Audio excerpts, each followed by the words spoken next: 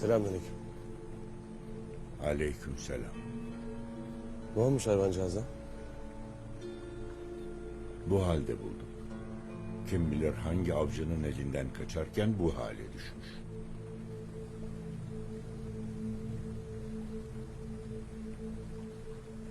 O avcı benim galiba.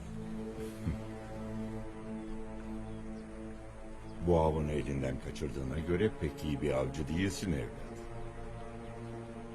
Eyvallah derviş. Ay güzel küslüm. Bu koca yiğidin elinden kaçıp kurtuldun ha? Maşallahım varmış.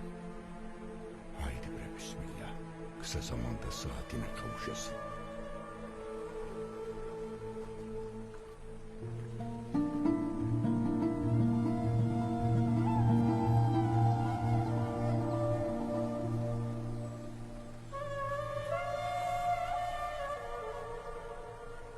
Hadi bakalım.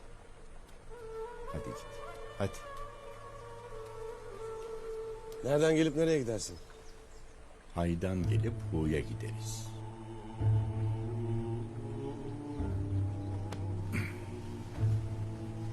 Ya sen? Halep'e gideriz. Öyleyse hep gözünüz açık olsun. Kurda kuşa yem olmayın. Buraların havası pusludur. Pusta kaybolmayın.